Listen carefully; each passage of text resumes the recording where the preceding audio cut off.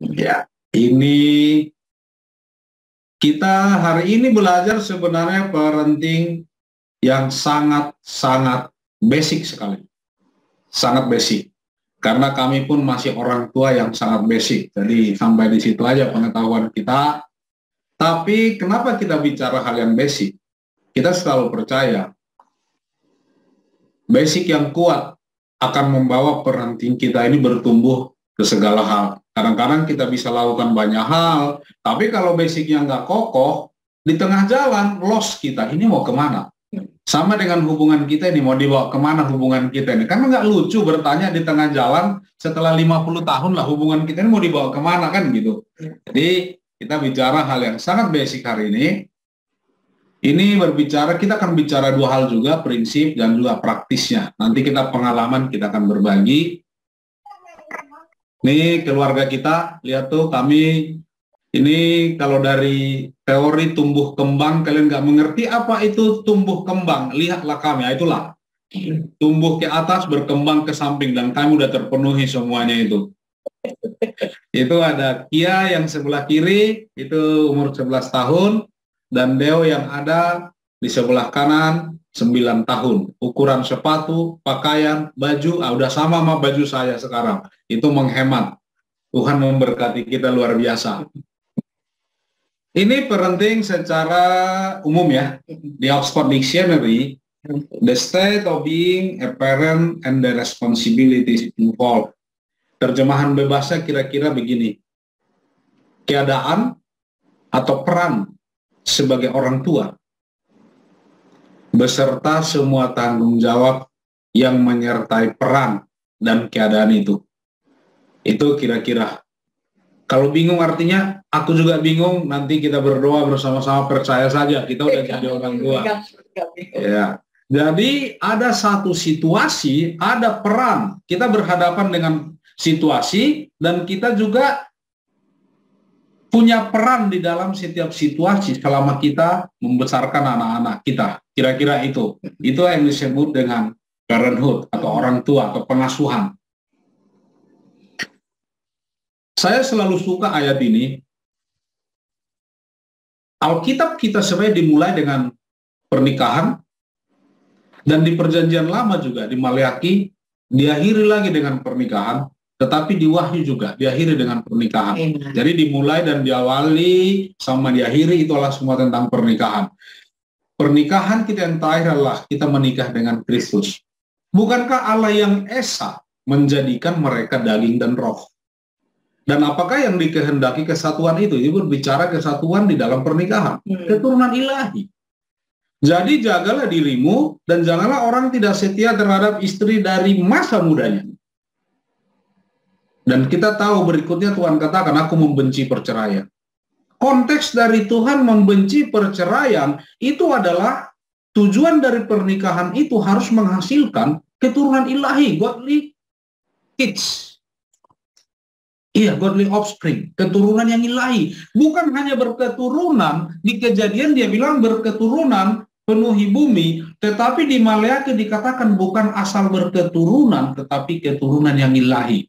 Brothers and sisters, dari 4 tujuan pernikahan, salah satu adalah menghasilkan keturunan yang ilahi. Amin?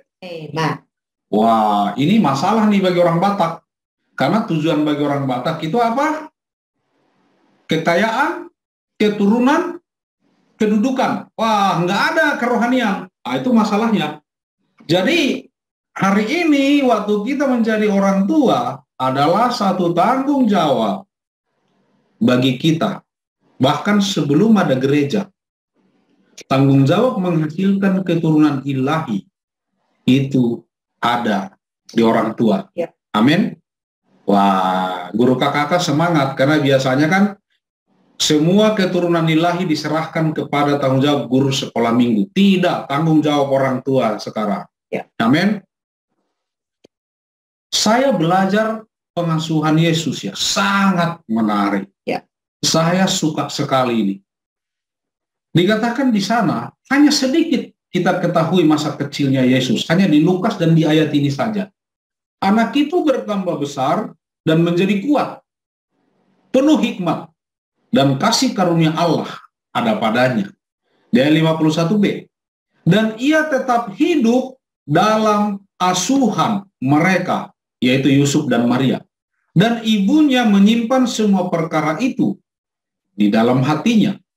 Dan Yesus makin bertambah besar dan bertambah hikmatnya dan besarnya, dan makin dikasihi oleh Allah dan manusia. Saya mau kasih tahu, perkembangan dan pertumbuhan Yesus juga diserahkan kepada orang tua, walaupun dia anak Allah. Wow. Amazing. Tuhan memilih Yusuf dan Maria sebagai orang tuanya. Jadi Yesus bertumbuh secara karakternya, semua itu diserahkan kepada parenting. Jadi kalau hari ini Yesus saja butuh orang tua, apalagi anak-anak kita. Ya. Amin. Peran kita begitu penting. Dame mempelajari ilmu perkembangan anak secara holistik. Ilmu perkembangan anak. Anak kita harus bertumbuh dan berkembang di area ini. Fisik. Anak kita harus bertumbuh secara fisik, makanya kita kasih makan. Tetapi itu juga yang dipakai kata-kata untuk Yesus bertambah besar, makin bertambah besar, increase in stature. Tinggi badannya, posturnya bertumbuh. Yesus juga bertumbuh secara fisik. Emosional. Yesus juga bertumbuh secara emosi. Tetap dalam asuhan mereka. Dikatakan subject to his parent. Bahkan dikatakan kasih karunia Allah ada padanya. Penuh kasih dia. Jadi secara emosi Yesus juga bertumbuh sehat. Dikatakan bertambah hikmatnya. Penuh hikmat. Dikatakan 2 kali. Intelektualnya Yesus juga bertumbuh di dalam asuhan papa mamanya. Kemudian menjadi kuat. Di King James diterjemahkan kata menjadi kuatlah strong in spirit. Makin dikasihi oleh Allah. Dia punya hubungan yang makin personal dengan Tuhan. Secara spiritual Yesus juga bertumbuh. Dan sosialnya lagi makin dikasihi oleh manusia. Hubungan sosialnya bagus. Ya. Jadi Yesus memenuhi pertumbuhan holistik. Amin. Ya. Wow, itu Yesus. Itulah anak kita. Intelektual. Kalau kami orang Batak dulu yang paling bertumbuh adalah apa? Yang ditekankan fisik dan intelektual, harus juara 1 di sekolah. Spiritual nanti itu diserahkan ke gereja. Sosialnya nanti itu nggak terlalu penting. Yang penting kamu juara, menang atas orang lain. Tapi Yesus bertumbuh loh, hanya dalam 4 ayat. Dia memenuhi seluruh pertumbuhan anak. Hasilnya adalah ini, di umur 12 tahun. Berarti dengan mempelajari Yesus saja, kita udah aman anak kita sampai umur 12 tahun. Umur 12 tahun, ini yang terjadi ceritanya, sesudah 3 hari mereka menemukan dia dalam bait Allah. Ia sedang duduk di tengah-tengah alim ulama, sambil mendengarkan mereka dan mengajukan pertanyaan-pertanyaan kepada mereka. Dan semua orang yang mendengar dia sangat heran akan kecerdasannya dan segala jawab yang diberikannya. Dan ketika orang tuanya melihat dia, tercenganglah mereka. Wow. Kebayang nggak? Ini adalah bar mitzvah. Inilah tradisi Yahudi. Anak 12 tahun dibawa ke bait Allah. Disinilah pertama kali dia membacakan satu bagian dari hukum Taurat. Dan setelah itu dia ditahbiskan sebagai orang dewasa. Kebayang 2000 tahun yang lalu, Yahudi sudah punya tradisi anak 12 tahun dianggap dewasa. Apa menjadi implikasinya kalau dia udah dianggap dewasa? Bahkan ketika dia bekerja membantu bapaknya, dia digaji oleh bapaknya. Dia bisa mengambil keputusan. Dia punya hak suara. Begitulah mereka diperlakukan. Makanya ketika dia udah menyelesaikan bar mitzvahnya, Yesus bahkan bisa bersoal jawab dengan alim ulama, orang-orang hebat. Anak 12 tahun padahal. Kebayang nggak kemunduran kita? Sekarang kita anggap anak dewasa 17 tahun. Ya. Lebih gawat lagi, itu kan secara legal. Anak 17 tahun. Dulu 21 tahun, sekarang 18, 17. Tetapi orang tua kita sendiri, kadang-kadang kita yang udah orang tua ini, walaupun secara legal dianggap dewasa 21 tahun, kita kadang-kadang udah jadi orang tua masih dianggap anak kecil oleh orang tua kita. Inilah hebatnya Yesus di 12 tahun. Ini pertumbuhan secara keseluruhan, makanya disebut holistik. Damai menjelaskan dari sisi pertumbuhan anak. Oke, kalau dari sisi pertumbuhan anak sama seperti Yesus ya. Kalau tadi kita lihat ya, luar biasanya firman itu adalah gitu. Kita pikir kalau kita belajar ilmu anaknya baru kita dapat ya. Sebenarnya di Alkitab juga sudah ada, itu yang buat saya sangat amazed. Saya belajar ilmu ini dan ini adalah hal yang harusnya kita sangat memperhatikan semua pertumbuhan anak. Anak itu kamu nggak boleh lihat dan cuma dari sisi intelektual. Nah, orang tua paling suka cuma lihat dari sisi intelektual ya, yang penting bisa baca, tulis ya, pintar di sekolah, nilai raport bagus, ada cukup lah itu buat kita. Tapi lupa sebenarnya anaknya itu harus bertumbuh di semua ini. Satu bagian ini kena atau tidak bertumbuh, yang lain itu pasti akan kena. Terganggu ya? Ya, pasti akan terganggu. So, tujuan kita, goal kita ini adalah sama seperti Yesus ya, itu diasuh oleh kedua orang tuanya Yusuf dan Maria. Kita juga harus lakukan ini untuk perkembangan fisiknya, perkembangan intelektualnya, language-nya, bahasanya dia. Jadi anak-anak itu kita juga harus ajari untuk bicara ya, untuk ngomong. Nah, ngomongnya itu kadang-kadang anak-anak kan kalau yang kecil-kecil mereka nggak tahu ngomongnya. Ya jangan langsung bilang anakmu itu nggak sopan atau anakmu itu manja. Tapi mereka memang nggak punya kata-katanya, jadi kita yang harus kasih tahu kata-katanya ke mereka.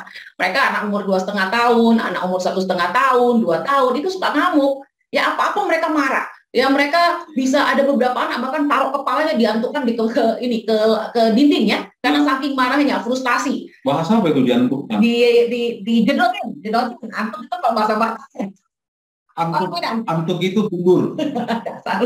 Ya. Oke, jadi suka dibikin seperti itu ya anak-anak, karena apa? Dia frustasi, bukan karena dia anaknya manja, tapi memang dia nggak punya kata-katanya. Sebagai orang tua, kita juga harus sangat memperhatikan ini. Lihat anakmu, ya ini semua anak nggak sama. Jadi jangan pikir gini, harusnya kan begini ya, anak saya kan begini ya, nggak bisa. Kamu nggak bisa lihat anak orang lain, lihat anak sendiri dulu. Perkembangannya mereka udah sampai mana? Emotional development-nya mereka, perkembangan emosinya mereka. Anak-anak itu kalau dia bagi anak yang umur 1,5, 2,5 ya, itu bagi mereka adalah segala sesuatu adalah milik mereka. Yang saya pegang punya saya, yang kamu pegang saya suka punya saya, radius berapa meter yang saya suka itu punya saya, segala sesuatu punya saya. Bukan berarti mereka entitled, tapi itulah mereka. Bukan berarti mereka egois, itulah perkembangan mereka. Jadi jangan langsung gini, saya harus didikmen anak saya karena dia akan menjadi anak yang suka-suka hatinya aja. Nggak gitu caranya. Ya, jadi kita kenalin dulu nih, kita tahu dulu anak kita tahu perkembangan anak, tapi kita juga harus tahu anak-anak kita gimana perkembangannya, juga perkembangan sosialnya. Hati-hati, ada anak-anak yang kadang-kadang itu bisa sangat bagus ya di depan kita, tapi enggak kalau di depan orang lain jadi berubah, jadi kayak monster. Ya, kadang-kadang jadi kayak punya dua muka. Ya, nah kadang nggak ada maksud mereka kadang kayak gitu.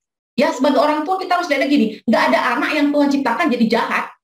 Gak ada, jadi jangan langsung lihat anaknya gini kayak, wah ini anak gua nih memang dari dasarnya nih ya udah kayak gini kalinya ya, turunan kakeknya kali ya begini. Enggak, kamu harus lihat ada sesuatu pasti. Memang temperamennya ada, tapi ada sesuatu dalam lingkungan yang akan mempengaruhi mereka.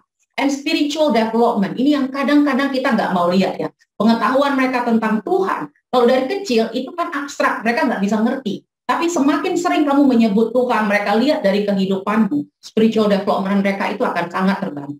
Ya, jadi sebagai orang tua, kamu harus melihat anak itu perkembangannya dari ini semua. Jangan cuma lihat anakmu dari dia pintar di sekolah, tapi kamu juga harus lihat fisiknya dia. Ya, jangan gini, yang penting udah mau kasih makan. Ada pertumbuhan anak di bawah kurva loh. Kalau dia ada di bawah kurva pertumbuhan itu sebenarnya kamu udah red alert, udah lampu merah. Jadi perhatikan itu. Jangan yang penting mau makan. Ya, kalau makannya semuanya penuh micin pun nggak peduli. Yang penting anaknya mau makan. Ya, itu nggak kayak gitu juga. Kita harus sangat tahu perkembangan anak itu. Ya, seperti itu. Aku juga hari ini masih ada masalah tentang language development. Kadang-kadang aku nggak bisa tahu kata-katanya mengungkapkan cinta sama damai. Ya, itu side point. Oke. Nah, ketika anak-anak, untuk kita tahu ya, I know my kids ya. Kamu harus tahu bagaimana kamu bisa mempunyai berhubungan dengan anak-anak ini. Setiap anak itu dengan mereka umurnya yang berbeda, cara kita connect atau kita bisa relate atau kita nyambung sama anak itu beda-beda. Kalau untuk anak-anak, kamu cuma bisa satu untuk bisa nyambung dengan mereka. Kamu harus bermain dengan mereka. There's no other way. Kamu harus bermain. Karena waktu mereka bermain itu mereka sangat real. Ya, jadi kamu bisa perhatikan mereka di sana. Waktu mereka bermain, banyak perhatikan mereka, bagaimana mereka, cara mereka. Kalau mereka marah, gimana mereka. Kalau mereka happy, apa yang mereka lakukan. Kalau mereka nggak suka sama seseorang, apa yang mereka lakukan. Kalau mereka mau bertanya, gimana. Dalam bermain itu adalah yang paling bagus. Ya, jadi kalau anak-anak bermain, jangan dinasehati. Main aja dulu, karena itu bagian kamu harus memperhatikan perkembangan mereka di sana. Kemudian, bagaimana caranya? Kamu juga harus ngajarin mereka. Anak-anak itu diajarin. Jadi kadang-kadang kalau mereka nangis, ya, kamu maunya apa? Oke, kamu mau ini. Ngomong ya, mama saya mau ini. Gitu misalnya. Ada anak-anak kadang-kadang nggak bisa mengungkapkan. Saya kalau Deo dulu ya, waktu masih kecil itu dia nggak bisa ngomong ya. Dulu semua K jadi T. Tatawi, Tante Dois, semuanya T ya. Waktu saya sangat stres sekali ya. Waktu itu ngajarin anak. Tapi saya harus belajar untuk sabar. Saya punya ilmunya, tapi nggak dapat di anak saya. Gitu. Jadi saya harus belajar gimana caranya ngajarin dia. Segala cara saya ajarin ya. Dulu waktu juga untuk dia nggak mau ke toilet ya, dulu Deo itu paling nggak mau ke toilet, menurut dia toilet itu jorok sekali, jadi nggak mau pup di toilet, jadi maunya pup di mana? Pupnya di Pampers ya. Itu John sampai bilang begini, kenapa ini nggak mau di toilet, nggak tahu ini kenapa. Yang ada adalah saya doa, terus saya ajarin dia potty training, saya bukain buku, saya ajarin, semuanya saya ajarin sampai tunggu waktunya dan dia bisa waktu itu bisa di toilet ya. Itu kita kayak pesta besar. Saya selalu ngomongin ini karena itu saya harus perhatikan tepat pada waktunya. Tapi jangan langsung stres ya, tetap usaha untuk itu dan beri semangat, kasih semangat. Ya, kasih semangat sama anak-anak. Buat Deo, kalau dia waktu bisa ngomong Kak dengan benar, itu setiap keberhasilannya ya anak-anak itu ya, kami itu udah kayak apa teriakannya, apalagi saya kan sangat ekspresif sekali ya, itu kayak kita menang lotre berapa banyak ya, berapa triliun gitu, wah Deo so gitu, no wonder dia sangat ekspresif sekali kayak emaknya. Jadi itu cara saya deal atau relate, kami itu selalu punya caranya tersendiri. Kalau John itu selalu main gulat dengan anaknya, yaitu karena dia bermainnya itu seperti itu. Jadi kalau mereka udah main dengan model laki-laki, saya harus diam. Karena bagi saya itu serem banget gitu loh. Mereka bisa wah pupak gitu ya. Kalau saya menjerit-jerit begitu, itu merusak mereka. Jadi sebenarnya saya biasa jauh-jauh itu kesempatan saya minum kopi. Karena di situ John lagi relate atau dia memang mau lagi berhubungan dengan anaknya. Ya, ini pola hubungannya. Waktu kita dengan anak, kamu fokus hatinya, ya bukan sikap saat bicara. Kadang-kadang kita suka, wah ini melawan ini ya, wah ini kita yang ke-trigger, kita harus cek kita itu ke-trigger apanya. Ya, kita juga harus fokus karakternya daripada perilaku. Jangan pikir bahwa perilaku itu, ya itulah dia, bukan. Jadi kalau anak sekali berbohong, misalnya, jangan langsung bilang, ini anakku pembohong, aku takut. Orang sekali dua kali, kita lihat dulu nih polanya dia. Kita juga banyak bohongin maknya kok, enggak apa-apa. Kemudian bertahap, berikan kepercayaan, ambil keputusan. Ya, selalu berikan mereka keputusan. Kalaupun keputusan itu tidak sesuai, bikin aja lidahmu, nggak apa-apa. Kalau itu tidak membahayakan, diam saja. Yang penting mereka bisa ngambil keputusan. Walaupun nggak matching bajunya, nggak apa-apa. Iya, saya biasanya John akan prototin saya. Kalau anak saya udah pakai baju nggak matching, terus saya bilang, John akan bilang, biarin aja, nggak apa-apa, it's okay deh, gitu ya. Saya udah kayak, tapi saya harus diam. Ini saya loh, saya tahu ilmunya loh, saya masih seperti itu. Dan selalu ada dalam setiap momen penting mereka. Sometimes mereka yang mereka perlukan, iya itu selalu ngomongnya gini, papa mama sibuk ya. Papa mama sibuk, nah itu berarti tandanya itu adalah gini, kalian terlalu sibuk loh, nggak ngomong sama saya. Jadi ada beberapa hint-hint tertentu ya, yang kita harus sangat perhatikan. Nah bagaimana pola hubunganmu dengan anakmu? Kamu tahu nggak? Bagaimana kamu bisa relate dengan mereka? Kamu tahu nggak? Ya, kamu harus sangat tahu. Papa cari duit dan tidak pulang-pulang. Itu Bang Toyib. Oke? Kalau remaja beda lagi. Remaja itu suka diskusi. Jadi jangan satu arah kalau sama mereka. Dia udah mulai ke situ. Iya, ia udah sampai ke sana sekarang. Dia sangat suka diskusi. Don't tell me what to do, Mama. I know what I'm doing. Dia selalu gitu. Jadi Bang, sudah ini Bang, Mama, I know gitu. Oh iya. Oke. Jadi karena dia udah tahu ya, dia udah set apa yang harus dia lakukan sehari. Iya, dia 11 tahun dia udah tahu jam segini dia akan apa, jam segini dia apa. Yang penting saya udah dapat goal saya, Mama. I'm done. Oke. Ya, kita cuma bisa menuntun mereka, guiding mereka. Nah, ini cuma bisa kamu lakukan, kamu dapat kalau kamu udah punya hubungan waktu mereka masih kecil. Karena akan susah mereka nyambungnya. Kamu akan susah diskusi kalau kamu nggak punya hubungan sama mereka sebelumnya. Selalu make meaning. Saya sangat suka dengan anak saya karena dari kecil kita udah selalu ngomong dalam dengan mereka. So for everything kita selalu make meaning dengan mereka. What do you learn? Kamu belajar apa? Kalau begini seperti apa? Jadi setiap cerita yang dia dengar itu make meaning and trust. Ini saya harus sangat belajar untuk percaya. Saya very controlling, itu saya. Tapi saya sangat bersyukur saya punya suami yang tahan. Jangan kontrol, tahan gitu ya. Jadi saya itu yang kayak aduh gitu. Terus kayak Kia waktu itu dapat nilai, di sekolahnya Kia kita tidak ada PR dan tidak ada dikasih nilai. Itu sekolahnya Kia kelas 6 SD sekarang. Dan dia bilang gini, mereka evaluasi sendiri, jadi dan project. Dia selalu bilang gini, Mama, kemarin aku ada self assessment, dia bilang kayak gitu. Terus di math Mama, oke, terus kamu dapat nilai berapa? Dapat 2 dari 10. Hah? Gitu. Dia langsung pasti kaget, aku dapat 2 dari 10. Papa, lihat Mama, Papa. Kok dikerjain sama anak sendiri gitu ya? Ya terserah aja Bang, nanti yang terbaik yang menurutmu Bang. Dalam hati saya kayak,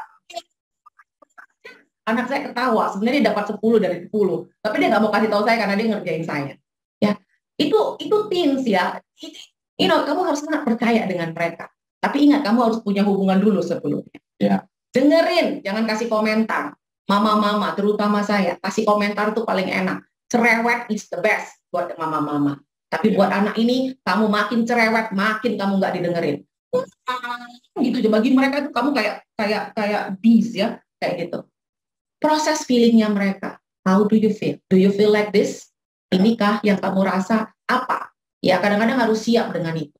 Ya, make a lot of good memories ya. Kenangan yang baik itu. Anakku tuh selalu ingat, Mama ingat nggak Mama yang begini? Mama ingat nggak Mama dulu begini? Ya, dan selalu pakai hubungan daripada otoritas sebagai orang tua. Apakah bisa otoritas? Bisa. Tapi ada waktunya kamu nggak bisa pakai itu. Hubungan di atas itu. Ya, itu untuk kamu bisa punya hubungan dengan anak. Wow. To help them grow. Thank you Ibu Damet sebagai narasumber terpercaya dalam kita hari ini. Kita lihat juga biblical principle ya, in parenthood ini umum kita udah tahu. Didik orang muda menurut jalan yang patut baginya, maka pada masa tuanya pun ia tidak akan menyimpang daripada jalan itu. Bayangkan kalau kita waktu kecil kasih jalan A, sebenarnya dia jalan B, capek kan mengubah jalan terus. Di Efesus 6 ayat 4, dan kamu bapak-bapak janganlah bangkitkan amarah di dalam hati anak-anakmu, tetapi didiklah mereka di dalam ajaran dan nasihat Tuhan. Saya selalu suka Efesus 6 ayat 4 ini. Didik. Didik itu ada 2 unsur. Ajaran, kemudian nasihat. Kalau kita perhatikan, kita orang tua di sini, kita ini lebih banyak bertumbuh di dalam nasihat. Salah nasihati. Tapi nggak pernah diajar yang benarnya. Investasi terbesar kita dalam mendidik adalah kita ajarin yang benarnya. Kalau kita nanti ke rumahnya Om, nanti di sana begini berperilaku. Jangan langsung dimarah-marahi pulang dari sana. Apalagi orang Batak, kau tahu nggak tulang itu harus dihormati. Kamu nggak hormat sama tulang. Emang kita pernah ajarin cara hormat sama tulang? Langsung nasihat. Keluar fatwa-fatwa baru. Melalui nasihat atas setiap kesalahan mereka. Kita harus invest, brother sisters. Jangan asumsi. Anak kita itu nggak ngerti skill of life-nya. Bahkan kalau kita pergi ke satu tempat baru dengan anak kita, kami selalu ambil waktu 10-15 menit. Nanti kita akan pergi ke sini, di sana akan terjadi begini-begini, nanti kalian akan begini. Mereka secure di sana. Kemudian didiklah anakmu, maka ia akan memberikan ketentraman kepadamu dan mendatangkan sukacita kepadamu. kata didik sendiri di Amsal itu berbicara disiplin anakmu. Kalau ketiga 21, hai bapak-bapak, janganlah sakiti hati anakmu, supaya jangan tawar hatinya.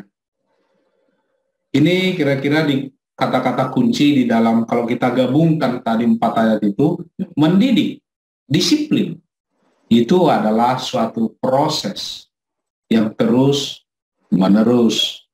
Menurut jalan yang patut baginya, jalannya anak kita bukan jalan orang tua yang mau kita inginkan saja. Tuhan mendesain mereka sangat spesifik, walaupun bahkan kakak beradik nggak bisa disamakan.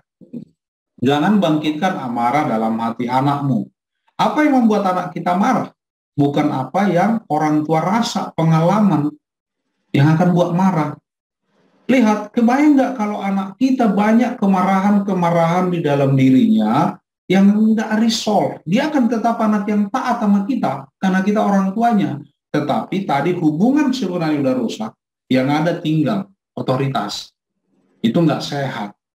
Dalam ajaran dan nasihat Tuhan tadi, mengajar dan kemudian memberi nasihat yang sesuai firman Tuhan. Jangan nasihat terus ya, belum diajarin nasihat. Belum diajarin nasihat. Kalau dia salah 50 kali, ajari 50 kali. Investasi terbesar adalah ajaran. Ajar. Ajari. Baru kasih nasihat untuk menggait itu. Kemudian jangan tawar hati. Apa yang buat anak kita tawar hati? Kita harus mengerti setiap anak itu beda. Ya. Setiap anak beda. Anak saya Kia ya, kalau suara saya keras saja itu bisa bikin dia tawar hati. Pesannya udah nggak penting lagi. Ya. Papa marah-marah mulu katanya. Umur 4 tahun dia datang ke mamanya dan dibilang, dia pakai hashtag ganti papa. Saya mau diganti dari bapaknya. Mamanya bilang, kenapa bang? Apa diganti? Marah-marah mulu. Waduh, saya baru sadar marah-marah. Ternyata saya nggak marah-marah mulu. Tetapi anak saya nggak besar di kampung saya. Yang kalau kita ngomong itu kayak teriak-teriak, anak kita itu ngomongnya tenang. Bagi dia papa marah karena ton suara. Ayah saya cerita latar belakangnya kenapa suara papa begitu. Dan kamu ingatin papa nak, kalau suaranya begitu, ya udah sekarang papa suaranya udah gitu deh, enak banget kan? Udah, simple sekali. Jadi bukan big deal sebenarnya. Tapi dampaknya kalau terus-menerus kita nggak berubah, itu akan tawar hati. Dan butuh untuk memulihkan hubungan Kia sama saya, tidak takut saya marah-marah. 2 tahun untuk memulihkan itu. Dan saya belajar. Dan saya terus bertumbuh dan hubungan kami bagus. Dan ini bagaimana kita, tadi kan kalau yang pertama kita katakan, I know my kids, itu yang penting, kita tahu perkembangannya spesifik. Tapi sekarang kita juga, I accept my kids. Kita harus bisa menerima anak kita. Ini tips, ada 3 tips dalam hubungan kita dengan anak. Kalau dialog itu dikatakan, Carol mengambil makan siangku di taman, jadi aku dia cerita-cerita bla bla bla bla, ibunya nggak dengar, terus sibuk aja. Dia bilang dia, Bu, kamu mendengarku? Nah, lihat cara ibunya. Ibunya nggak bilang, iya ngomong, aku dengar. Enggak. Dia bilang, jadi aku mengambil tali. Ibunya langsung berbalik, mengambil posisi. Dengan anaknya jongkok, mereka menjadi eye contact dan eye level. Dia biarkan anaknya cerita, kemudian terus cerita. Kemudian karena didengarin aja, anaknya bilang, aku tahu, aku tidak perlu bermain dengannya. Aku punya teman lain seperti Jenny dan Brittany. Mereka tidak jahat. Jadi anak itu sebenarnya hanya butuh didengar dengan tenang dan penuh perhatian. Mereka bahkan bisa menemukan solusinya. Tetapi coba kalau kita nggak dengerin, tawar hatinya. Ini ada lagi. Akui perasaan anak dengan satu kata. Lihat, orang ibu-ibu biasanya apa yang paling bikin anak kesal? Kalau botol minuman tinggal di sekolah, apalagi mereknya Tupperware, itu bisa masalah tuh. Masalah besar itu. Tinggal. Ya kan lihat tuh. Tapi dibilang, anaknya ngomong, tapi ibunya nggak terprovokasi. Coba kalau ibunya bilang, kau tahu berapa harganya itu, kau tahu ibu belum mencapai target, cilaka punya. Tetapi dikatakan ibunya lihat tuh tenang. Tiba-tiba dia menemukan, saya akui perasaan anak dengan satu kata. Dia bilang, lain kali sebaiknya aku meriksa tasku. Kadang-kadang kata-kata, oh gitu ya. Gitu. Ya akuin aja terus perasaannya. Kalau kita bisa lebih bagus lagi, ya adik marah ya, adik kesal ya, adik ini. Ini enak gitu loh, dikonfirmasi terus. Karena mereka pun bahkan nggak tahu. Kemudian dikatakan ini, anaknya ketakutan untuk ujian. Ya kan, dia udah berusaha. Bukan anak-anaknya sedih, kan dia takut. Sebenarnya anaknya sangat bertanggung jawab, ingin mencapai nilai yang terbaik. Tetapi karena anaknya takut, tetapi lihat, kata-kata bapaknya, kau sangat peduli untuk mengerjakannya dengan baik. Itu perasaan anaknya itu tepat kalimat dan kata-kata papanya menggambarkan, bahkan lebih tepat dari apa yang anak rasa. Itu aja yang dibutuhkan anak itu. Coba kalau kita katakan, udah tenang aja, ayo lakukan yang terbaik. Aku selalu bilang ke Kia, kau tahu apa yang membuat papa marah?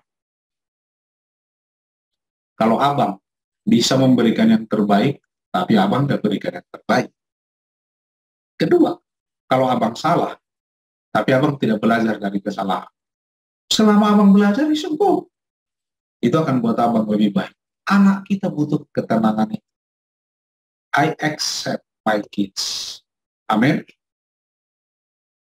Kita butuh terima anak kita dengan proses feeling. Itu bisa satu pelajaran tentang proses feelingnya. Tapi at least kita bisa tahu bahwa anak kita itu butuh kita mengakui perasaan. Di 1 Tesalonika 2 ayat 7 dan 11 dikatakan begini. Tetapi kami berlaku ramah di antara kamu, sama seperti seorang ibu, mengasuh dan merawati anaknya. Ayat 11, kamu tahu betapa kami seperti bapa terhadap anak-anaknya, telah menasihati kamu dan menguatkan hatimu seorang demi seorang. Bapak Ibu, Yesus bertumbuh butuh peran dari Bapa dan Ibu. Nggak bisa diserahkan kepada ibu semua.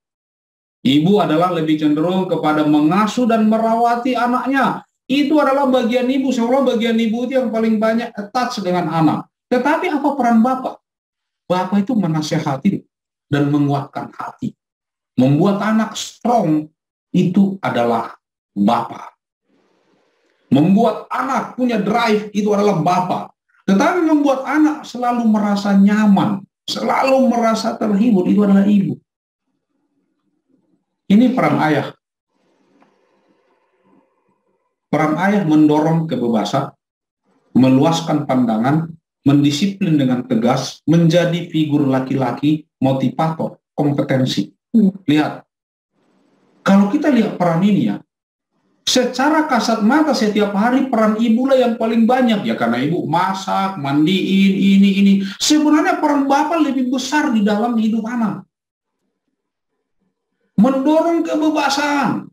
Kita harus kasih mereka bebas berekspresi, semua itu Bapak. Makanya kebayang nggak kalau Bapak itu nggak punya karakter juga. Meluaskan pandangan, membuat berpikir melihat segala hal. Mendisiplin dengan tegas, bukan keras ya. Bahkan menegaskan figur laki-laki. Motivator, kamu bisa. Kompetensi itu Bapak. Kita ajak dia main bola, bergulat. Jangan ibu yang melatih anak renang, nggak jadi-jadi tuh. Orang dia ketelan air aja, ibunya udah jerit-jerit. Saya suka bermain dengan anak saya. Ingat dulu waktu mereka kecil, yang kita lempar ke atas begini. Kita lempar ke atas, kita tangkap lagi, dan dia ketawa, ketakutan, ke adrenalin. Saya mau kasih tahu, permainan itu adalah permainan iman. Pernah kita taruh anak kita di atas dan kita suruh lompat, kita tangkap dan dia lompat. Bapak yang ini. Ya kan? Ibu tidak akan lakukan itu, walaupun istri kita binaragawan, nggak akan lakukan itu. Istri kita nggak akan lempar anak ke atas ditangkap, walaupun dia binaragawan, enggak. Karena itu bukan hati mereka, itu perannya kita. Bergulat di lumpur, ngotot, main bola. Kalau ibu enggak, giliran dia kotor, nanti kotor yang dihitung ibu rinso, cucian, itu yang dihitung. Jadi Itu laki gitu loh. Itu peran yang kita ambil. Bapak-bapak, saya hanya bicara ke brother, bapak-bapak. Kalau kita nggak punya untuk anak, berapa yang hilang dari diri anak kita? Peran kita sebagai ayah. Saya mau sharing peran ibu. Kalau peran ibu, kita bisa lihat ya di sini ya, ibu itu perannya banyak ya. Tapi yang paling besar itu adalah ketika kita memberikan rasa aman dan nyaman sama anak. Ibu itu harus punya itu. Jadi mau kayak gimana pun ini peran kita, kamu kasih rasa aman. Jadi kalau kamu nggak lakukan peran ini, berarti anak-anak itu akan cari di mana untuk rasa aman dan nyamannya. Karena itu yang kita kasih ke mereka. Kita adalah sahabat yang mereka. Makanya anak-anak paling sering curhat sama mamanya. Ya karena memang itu mereka rasa aman dan nyamannya di kita. Jadi kadang-kadang mereka paling dekat dengan kita. Ya sebagai ibu saya tahu kadang-kadang kalau anaknya masih kecil ya kita merasa gini, aduh lama banget ya kecil mulu kemana-mana ikut manggilnya mama. Mama, padahal bapaknya ada di sebelahnya, yang dipanggil mama, itu bapak. Oh, itu pasti mama. Ya, karena apa? Dia memang rasa aman dan nyamannya itu didapat dari kita. Ya, kita tempat curhat yang asik. Bayangin kalau kamu kerjanya merepet aja kerjanya, marah aja kerjanya. Di mana mereka mau curhat ya? Cari perempuan lain untuk curhat. Ya, kemudian menjadi figur wanita. John selalu bilang, kamu itu adalah standarnya untuk Kia dan Deo. Dia akan cari wanitanya itu pasti dia mau cari yang kayak mamanya. Jadi kalau mamanya asal aja nanti kebayang nggak anakmu kayak apa. Itu yang membuat saya selalu tunjukkan kepada dia, this is the woman that God wants. Ini yang Tuhan mau itu ya seperti ini, gitu loh. Jadi kita ibu itu luar biasa loh perannya. Memang paling capek ya, segalanya itu kita harus ada banyak di sini. Tapi kalau dibandingkan dengan ayah, sebenarnya ayah dapat 6, kita cuma dapat 4. Ya, kita know that ibu itu perannya banyak, tapi kita dapat 4, suami itu dapatnya 6. Ya, jadi side point buat semua bapak-bapak yang ada di sini ya, perannya itu luar biasa sekali sebenarnya. Ya, saya selalu bilang begini, untuk brother yang punya anak cewek, kita adalah laki-laki pujaannya pertama kali di dunia. Kita adalah laki-laki yang pertama memeluk anak ceweknya kita. Kita adalah laki-laki yang dia pertama kali rasakan pelukan laki-laki dan itu murni. Suatu hari kalau ada laki-laki peluk dia dengan yang nggak murni, dia bisa bedain. Bagi anak gadis kita atau anak cewek kita adalah laki-laki pujaan pertama. Dia punya laki-laki terbaik di dunia dan itu ada di rumah. Suatu hari kalau ada laki-laki lain goda-godain dia, laki-laki terbaik ada di rumah. Berarti kita lagi set standar pasangan dia suatu hari nanti. Kalau dia dapat lebih baik dari kita, amin. Jangan lebih buruk dari kita dapatnya. Ya. Begitu juga sebagai ibu. Ibu untuk anak laki-laki. Ketika ibulah pertama kali anak laki-laki intim dengan murni. Dia peluk ibunya, cium ibunya, dan dia tahu bahwa di rumah ada seorang wanita terbaik. Suatu hari dia digodain wanita di luar sana pun. Nggak terlalu. Dia aneh bagi dia. Karena di rumah ada seorang wanita terbaik. Ya. Dan suatu hari dia menikah. Paling tidak dia dapat seperti ibunya. Kalau dapat lebih baik lagi, luar biasa. Amin. Itu penting. Tujuan kesatuan pernikahan kita, saya ulang lagi, keturunan yang ilahi.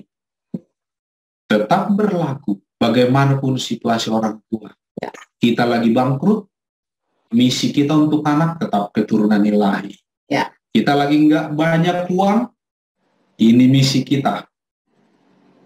Kita lagi berantem suami istri, keturunan ilahi buat anak, tetapi itu mengembalikan pernikahan kita.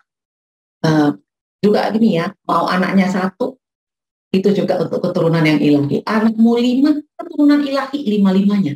Jadi nggak ada pikir yang pertama, oke, keturunan ilahi. Karena biasanya anak pertama ya, masih stres. Anak kedua, bye-bye. Ya anak gua juga hidup-hidup aja kok. Yang pertama, yang kedua langsung terserah aja. Mau tahu gimana pun, anakmu dari kecil, kamu harus kasih mereka dasar yang benar. Karena ini kewajiban kita ya. Ini goalnya yang Tuhan kasih buat kita.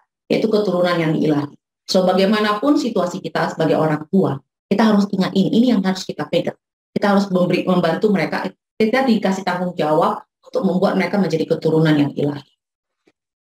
Apapun keadaan anak, kita tetap ayah dan ibu. Dan berlaku tetap untuk membuat mereka keturunan yang ilahi. Ya, perannya tetap harus. Perannya tetap. Mau kamu lagi sakit, tidak berubah. benar. Mau kamu anaknya 1, mau kamu anaknya 2, mau kamu anaknya lagi Ya. teens, mau kamu anaknya masih toddler, mau kamu anaknya bayi. Ya, kamu tetap punya peran itu, peran Ya. ibu dan peran bapak itu tetap harus ada. Ya, di bagaimanapun keadaan anak. Mau anak bandel, mau anak lagi tinggal kelas, mau anak lagi pinter banget, mau anak lagi bisa dibilangin, tidak bisa dibilangin, peran orang tua itu tetap ada. Bapak tetap jadi bapak, Ibu. apapun keadaan anak. Umur anak, remaja, dewasa, bapak tetap bapak. Ya. Ibu akan tetap jadi ibu. Supaya terjaga seumur hidup kita. Kita mulai tadi dengan I know my kids. I accept my kids. I know my role. I am connected with my kid. Jangan make time. Jangan find time. Make time. Jangan cari waktu. Buat waktu untuk memulai itu sekarang. Amin. Itu saja. Semoga itu 40 menit. Kalau nggak didenda. Ngeri loh ini. Yang mandu kita ngeri loh. Harus kasih. Saya lihat Pendeta John dan Dame sangat disiplin soal waktu. Berarti yang disiplin ini. Berarti. I know my time. Ya, thank you banget ya, Bro John dan Dame, untuk kita diajarin, ya, dikasih contoh juga ya, bagaimana hal basic itu sangat penting. Bahkan tadi Kristus aja dipercayakan oleh Allah Bapa ya, supaya dalam pengasuhan manusia, ya itu luar biasa ya. Berarti kalau kita papa dan mama saat ini merupakan satu hal yang paling mulia ya, yang dipercayakan oleh Tuhan. Ya. Amin. Brothers Sisters, coba kita pikirin ya. Pasti mungkin pas lagi tadi mendengarkan, kita ada pertanyaan-pertanyaan, ada ngebayangin atau hal-hal yang ini mungkin saya butuh tanya ya. Nah, tolong bisa raise hand aja, atau misalnya ketik di chat ya, nanti kita bacakan juga. Nah, tapi saya punya pertanyaan nih buat Bro John and Dame ya. Ya. Kan untuk anak yang dari baby sampai mungkin setahun pertama itu kan kadang-kadang kan kalau tadi kita lihat peran ayah dan ibu itu kan lebih kepada hubungan ya. Kan pas masa baby itu kadang-kadang mungkin nggak terlalu bisa berhubungan kali atau apa gitu ya. Nah, itu bagaimana tuh ya peran bapak misalnya meluaskan pandangan, memotivasi atau apa, dan peran ibu tuh kalau rasa mendorong kebebasan tuh itu seperti apa kalau di setahun pertama atau yang kalian pernah praktekkan ya? Kalau kita lihat kan itu berarti berdasarkan perkembangannya mereka ya, itu kan tadi di bawah 12 ya, yang tadi tentang hubungan itu. Jadi kalau bayi itu kan bayi itu lebih banyak dia itu rasa aman ya, trust and mistrust. Kalau dari ada satu teori Erik Erikson itu bilang itu adalah masa di mana anak-anak itu trust atau mistrust dengan lingkungannya. Teori ini percaya kalau kamu tidak ada di sana untuk anak, nanti besarnya anak itu jadi gak gampang percaya sama orang. Jadi makanya kalau kayak anak-anak itu jangan, kan kadang-kadang gini ya orang tua ya, mumpung masih bayi, jadi kalau itu dibiarin aja, nggak banyak ngobrol, nggak banyak bicara. Kamu tahu nggak, anak bayi itu tuh mereka itu ngedenger loh. Jadi kamu banyak bicara sama mereka, kamu lagi kasih kamu jalan ya kayak Kia sama Deo itu, saya selalu bilang, saya selalu share dari mereka bayi umur berapa itu, saya selalu dengan troli John, kalau John ada waktunya, saya ada dengan waktu saya itu, saya akan ngobrol dengan mereka. Saya akan bilang itu pohon mangga, Dek ini ada namanya lemon, Dek, lemon itu warnanya kuning, rasanya asam. Saya tahu orang kalau dengar saya, mereka kan bilang, ya orang gila kali ya, anak orang bayi kok ya diajak ngobrolnya kayak gitu. Tapi itu adalah bagian di mana mereka lagi menyerap seperti sponge. Ya kamu nggak tahu kapan itu akan keluar. Jadi itu kamu build. Ya, saya bacain buku untuk anak saya mereka lagi dalam kandungan, saya udah bacain buku dengan mereka. Nah, kalau saya banyak berhubungan dengan anak-anak yang bayi itu kayak gitu. Jadi kamu nggak bisa biarin gini, mumpung mereka nggak banyak ngobrol, mereka nggak dengan saya itu, ya udah. Kamu tahu nggak, anak-anak itu kirim pesan loh, anak-anak bayi itu dari matanya mereka. Ya, kalau dulu tuh setiap kali anak saya yang kayak Kia atau Deo tuh ngomong, misalnya dia itu saya ulangin lagi kata-katanya dia. Jadi suara yang dia keluarkan, saya keluarin lagi sama. Dibalas lagi. Iya. Jadi dia kayak dia ngomong yang sama, saya ngomong lagi. Jadi dia kayak gini, oh itu adalah dasar untuk conversation, untuk pembicaraan. Saya bicara, ada yang dengar, dia ngomong juga, saya bicara lagi, saya ngomong lagi. Jadi bayi pun itu kita harus, you have to relate, itu role kamu jalan. Ya, makanya kalau bayi itu kalau ke ibu dia kan sangat tenang. Kenapa ibu itu tenang? Kenapa bayi kalau dipegang sama orang yang tidak dia kenal ataupun misalnya single ya dia langsung nangis karena apa? Dia nggak aman. Karena kita ketakutan kan megangnya. Bayi itu bisa ngerasa loh. They know. So itu rasa aman itu mereka dapat dari mamanya. Makanya kalau udah dikasih ke mamanya anaknya langsung diem. Bukan karena anaknya minta pil dan anaknya bisa kenal. So it's amazing. Cara Tuhan itu luar biasa sekali. Jadi kamu membangun koneksi dengan anakmu, ya true time memang segala waktunya adalah waktu time. Segala sesuatu dengan anak bayi itu adalah waktumu bersama dengan dia untuk ngobrol dengan dia, untuk membantu perkembangannya dia. Gitu loh, Ses. Dari bayi juga. Jadi jangan pikir bayi itu nggak tahu apa-apa loh. Aku merasa bayilah hubungan yang paling enak sebenarnya. Kan kita bisa sentuh, bisa peluk. Itu kan enak banget gitu kan.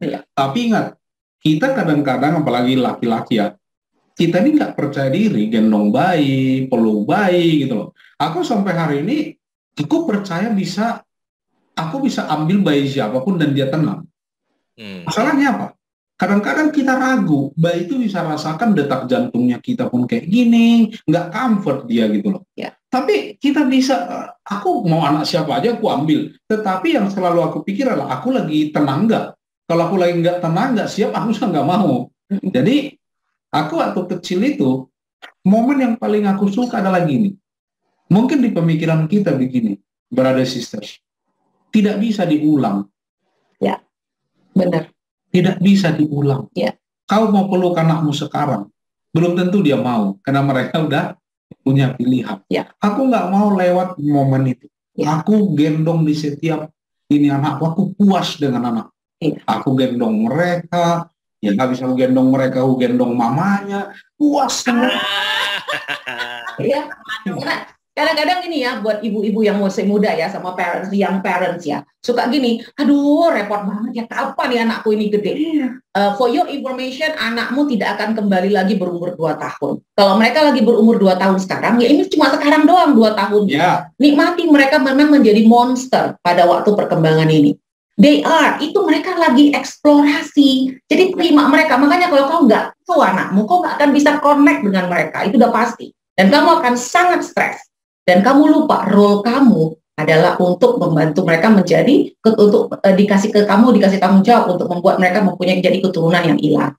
So, enjoy, nggak akan kembali lagi. Jangan dibikin stres semuanya. Ya ada yang sangat ketakutan ya dengan punya anak bayi. Wah, ini harus ini. Apalagi sekarang zamannya internet ya, di Google ya segala sesuatu tahu. Harus begini. Terus akhirnya anak terus nggak enjoy, jadi stres. Ya, anak pun bisa merasakan itu. Jadi kamu anakmu juga nggak bisa grow. Ya, nggak bisa grow untuk benar-benar menikmati waktu-waktunya mereka. Don't be stress. Enjoy aja. Parenting is a joy. Parenting is a joy. Parenthood itu klub yang sangat menyenangkan. Kalau kamu mau lihat itu menyenangkan. Tapi itu bisa membuat stres. Kalau kamu bisa buat itu jadi stres. Ya, dan pace-nya anak-anak itu tidak akan kembali lagi. Jadi kalau sekarang fasenya dapat bayi, enjoy. Nanti dapat fase 1 tahun di mana mereka mulai merangkak ya, itu nggak mau digendong, 2 tahun nggak mau digendong, sementara kamu harus kerjain A, kerjain B. Ya kalau lagi stres, tenang dulu, ya diterima dulu keadaannya, jangan langsung gila. Ya kadang-kadang kita maunya yang sempurna ya, saya juga dulu begitu, saya takut banget, saya semuanya yang sempurna. Yang ada anak saya pun jadi ketakutan, ya karena saya mau perfect. No, it's okay, kamu harus bisa adaptasi aja, karena itu tidak akan kembali lagi, percaya saya. Sentuhan matters banget. Kamu itu tidak akan pernah kembali lagi waktu itu. Jadi apapun fase anakmu sekarang, enjoy itu, karena ketika kamu enjoy, anakmu bisa merasakannya, jadi mereka juga nggak stres. Kamu stres, anakmu 3 kali lebih stres, percaya saya. Nanti anakmu 17 tahun, kamu pengen ganti popoknya udah nggak bisa, dia udah nggak mau lagi dia sekarang aja, gitu kan. Aku sekarang ya dia itu 9 sama 11 ya, sangat menarik ketika kita ceritakan bagaimana waktu mereka kecil. Mereka pengen tahu loh, Papa dulu aku waktu kecil gimana ya? Kita cerita, kamu dulu nangisnya begini. Itu bagi mereka juga sesuatu yang fun banget kita ceritakan ulang. Iya. Hal-hal kayak gitu. Iya. Dan dia tahu bahwa papa ada di sana, mama ada di sana gitu loh. Dan aku bayangin itu aja enjoy banget. Iya. Brother sister gini loh. Itu excitement-nya ada di setiap waktu dengan mereka. Itu nggak bisa dijelasin. Iya. Aku ingin selalu ada buat anakku di setiap tadi situasi itu. They will not go back. Jadi jangan stres. Oke, mau kamu ibu baru, saya tahu ini stres banget ya, saat yang itu gak gampang ya. Tapi jangan stres. Kalau kamu udah ibu yang untuk anak 17 tahun, jangan stres juga. Ya, karena yang 17 tahun ya cuma waktu itu aja, dia nggak akan mungkin balik lagi ketika 21 tahun, nanti dia nggak balik lagi ke 17 tahun.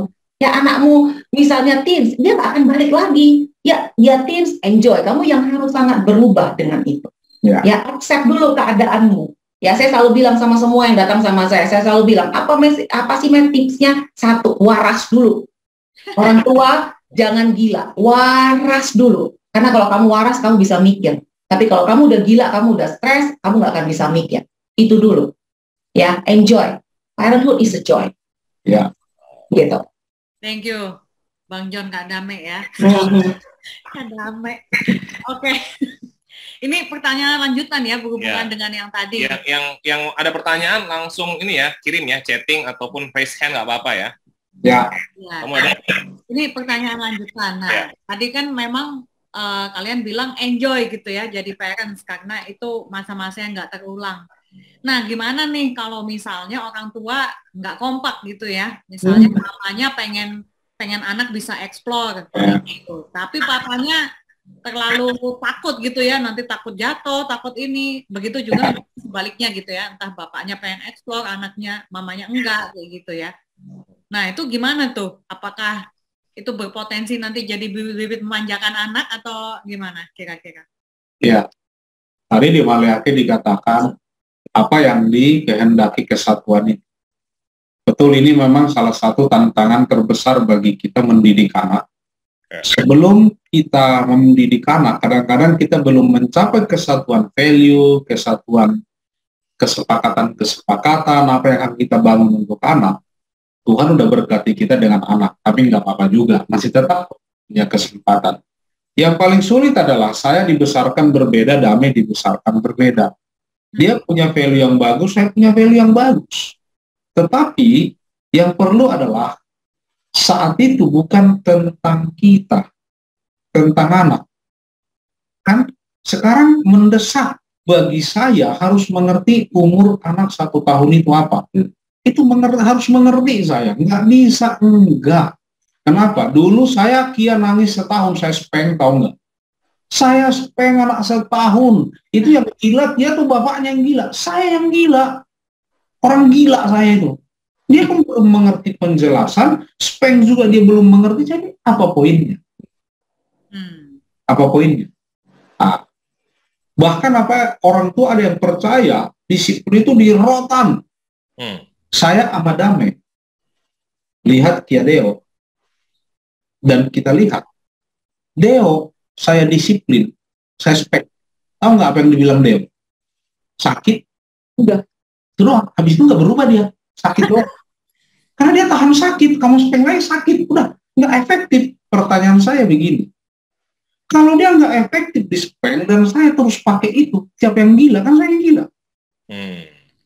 Akhirnya kami sama Dame belajar dan kita dapat hikmatnya. Tuhan itu selalu mengajar dulu.